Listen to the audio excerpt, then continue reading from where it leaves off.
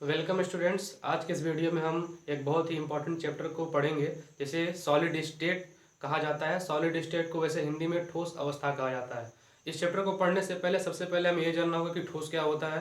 वैसे पदार्थ की तीन अवस्थाएं मुख्य रूप से होती हैं, ठोस, द्रव, gas, solid, liquid and gas. और ऐसे पदार्थ की चौथी और पांचवी अवस्था भी पाई जाती है। चौथी अवस्था को हम प्लाज्मा के नाम से जानते हैं, जबकि पांचवी अवस्था बोस-आइंस्टाइन कंडेंसेट होती है। ठोस क्या होता है? तो ठोस वह पदार्थ होता है, वह मैटर होता है जिसके अंदर उसके मॉलिक्यूल्स यानी कि उसके अणु बहुत पास पास बंधे होते हैं। आप ठोस में क्या देखेंगे कि कोई भी ठोस पदार्थ है, उस ठोस पदार्थ के अंदर जो उसके मॉलिक्यूल्स होते हैं वो बहुत ही पास पास बंधे होते हैं। इसे हम क्या कहते हैं? इसे ही हम ठोस कहते हैं। इसे हम ठोस कहते हैं। जबकि द्रव में इसका ठीक उल्टा होता है। द्रव में जो पदार्थ के मॉलिक्यूल्स हैं वो थोड़ी दूरी दूरी पर होते हैं। इनके बीच की दूरी क्या होती है? थोड़ी ज्यादा होती है। जबकि गैस में पदार्थ के बीच के जो मॉलिक्यूल्स होते हैं, जो उसके अणु होते हैं, वो बहुत ही दूर दूर अरेंज होते हैं। तो ये हमारा ठोस होता है जिसे हम सॉलिड कहते हैं, ये हमारा द्रव होता है जिसे हम लिक्विड कहते हैं, ये हमारा गैस होता है जिसे हम गैस कहते हैं। तो यही है पदार्थ की तीन मुख्य अवस्थाएं। इसमें हम बात करेंगे सिर्फ ठोस के बारे में। किसके बारे में? ठोस के बारे में। वैसे ठोस के बारे में बहुत चीज आप पहले से पढ़ लिए होंगे। जैसे ठोस का आकार निश्चित होता है, इसका आयतन निश्चित होता है, ठोस का घनत्व तो सबसे अधिक होता है। तो ये सब चीज़ें हैं, पढ़ने को आप पिछली कक्षा में पढ़ चुके होंगे। लेकिन यहाँ पर हम सिर्फ बात करेंगे ठोस के बारे में और ठोस अवस्था के बारे में, यानी कि ठोस कितने प्रकार के होते हैं, ठोस क्या होता है, ठोस के अंदर कौन कौन से गुण पाए जाते हैं और ठोस के अंदर की सारी व्यवस्थाएं क्या होती हैं। सबसे पहले अगर हम बात करें ठोस के कितने प्रकार होते हैं, यानी कि बंध के आधार पर ठोस कितने प्रकार होते हैं। Nature of bonding and types of solid. कहने का मतलब ये हुआ कि कोई भी ठोस वही ठोस होगा जिसके अंदर के मॉलिक्यूल्स बहुत पास पास होंगे। जब मॉलिक्यूल्स बहुत पास पास होंगे तो वो किसी न किसी बंध के द्वारा जुड़े होंगे ना। यानी कि कोई भी चीज एक दूसरे के पास तभी आता है जब उनके बीच कोई ना कोई फोर्स हो। जैसे आप दो चुंबक लेते हैं तो दो चुंबक लेने के बाद दोनों चुंबक पास आता है तो उनके बीच एक फोर्स लगता है ना, तभी तो वो पास आता है। ऐसे ही ठीक आपका सॉलिड में भी होता है। ये जो मॉलिक्यूल्स अरेंज हैं बहुत पास पास अरेंज हैं, इनके अरेंजमेंट के लिए कोई ना कोई फोर्स तो चाहिए होगा। वही फोर्स के आधार पर अगर हम सॉलिड को बांटने लगे तो मेनली सॉलिड चार टाइप के होते हैं। कितने टाइप्स के? चार। पहला हमारे पास होता है आयनिक solid, molecular solid, covalent solid और मेटालिक सॉलिड। अभी हम हर एक सॉलिड के बारे में पढ़ेंगे, लेकिन सबसे पहले इतना माइंड में रखिएगा, कोई भी ठोस हो उस ठोस के मॉलिक्यूल्स को बांधने वाले कुछ बॉन्ड्स होते हैं, कुछ बंध होते हैं। उन बंधों के आधार पर ठोस मुख्यतः चार प्रकार का होता है, यानी कि बॉन्डिंग के आधार पर उनके अंदर अंदर किस टाइप का बंध पाया जाता है इसके आधार पर। पहला हमारे पास होता है आयनिक सॉलिड, उसके बाद मॉलिक्यूलर सॉलिड, कोवैलेंट सॉलिड और मेटालिक सॉलिड। सबसे पहले समझते हैं आयनिक सॉलिड क्या होता है। आयनिक सॉलिड, नाम में ही इसके आयन है।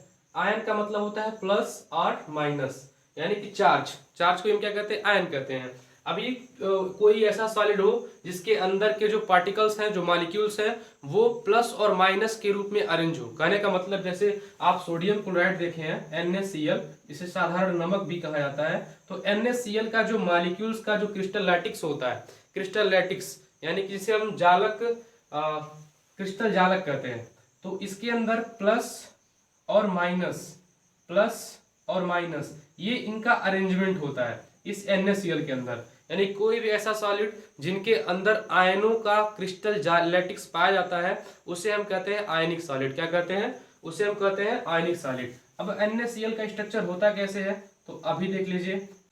अभी जो आप स्ट्रक्चर देख रहे हैं ये आयनिक सॉलिड का है। किसका है? आयनिक सॉलिड। आयनिक सॉलिड में अगर NaCl है तो आप जानते हैं NaCl आयनाइज्ड होने के बाद Na पे प्लस और Cl पे माइनस बनाता है। तो जो NaCl का जो क्रिस्टल लैटिक्स होता है वो आयनों का बना होता है, और ऐसे सॉलिड जिनके क्रिस्टल लैटिक्स आयनों के बने होते हैं उसे हम आयनिक सॉलिड कहते हैं या फिर आयनिक ठोस कहते हैं। अब हम बात करेंगे मॉलिक्यूलर सॉलिड क्या होता है।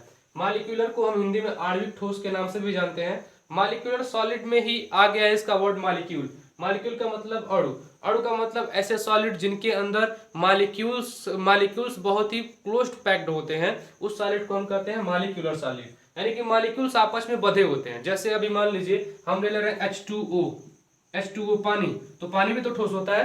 तो पानी जब ठोस होगा तो पानी ठोस होने के दौरान इस पानी के अंदर H2O मॉलिक्यूल्स जो होंगे वो आपस में बंधे रहेंगे। ठीक है, ये मॉलिक्यूल्स आपस में क्या रहेंगे? बंधे रहेंगे। और जब मॉलिक्यूल्स आपस में बंध करके किसी ठोस का निर्माण करते हैं उसे हम कहते हैं मॉलिक्यूलर सॉलिड। क्या कहते हैं? मॉलिक्यूलर सॉलिड या फिर आणविक ठोस कहते हैं। इसमें आप आयोडीन को भी ले सकते हैं, I2।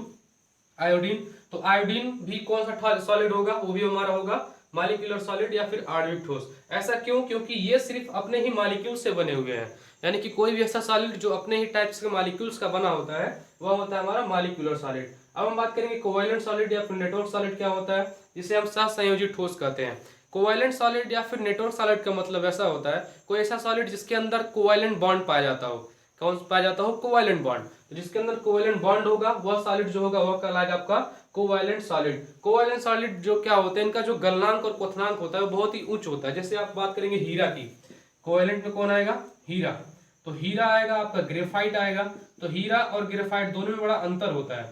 हीरा डायमंड जो होता है इसका क्वथनांक बहुत ही ऊंचा होता है, जबकि ग्रेफाइट एक मुलायम होता है और इसका क्वथनांक जो होता है लो होता है। तो ग्रेफाइट को हम एक्सेप्शन मानते हैं, एक अपवाद मानते हैं। कोवैलेंट सॉलिड का जो गलनांक और क्वथनांक होता है बहुत ही ज्यादा होता है। कोवैलेंट सॉलिड बनता कैसे है? तो कोवैलेंट सॉलिड के अंदर जो मॉलिक्यूल्स के बीच जो बंद होता है वो कोवैलेंट बॉन्ड होता है, और ऐसे सॉलिड को हम ही कहते हैं कोवैलेंट सॉलिड।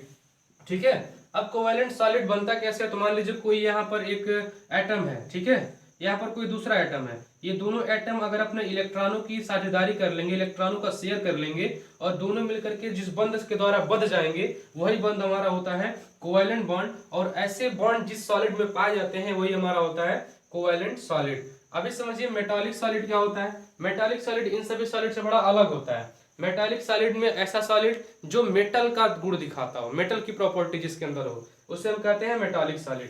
कहने का मतलब ये, मान लीजिए कोई एक सॉलिड है, ठीक है, और सॉलिड जो है वो मेटल की प्रॉपर्टी शो कर रहा है, तो उसे हम कहते हैं मेटालिक सॉलिड या फिर धात्विक ठोस कहते हैं। मेटालिक सॉलिड के अंदर जो धनायन होते हैं वो इलेक्ट्रॉनों के समुद्र के द्वारा घिरे होते हैं, यानी कि जो इसका क्रिस्टल लैटिक्स होता है वो धनायनों का बना होता है जो इलेक्ट्रॉनों के समुद्र से घिरे होते हैं, यानी कि इसके चारों तरफ बहुत ही अधिक मात्रा में इलेक्ट्रॉन पाए जाते हैं। इसीलिए मेटालिक सॉलिड जो होता है इलेक्ट्रिसिटी का भी कंडक्टर होता है। हम मेटालिक सॉलिड में बिजली को फ्लो करा सकते हैं। ठीक है।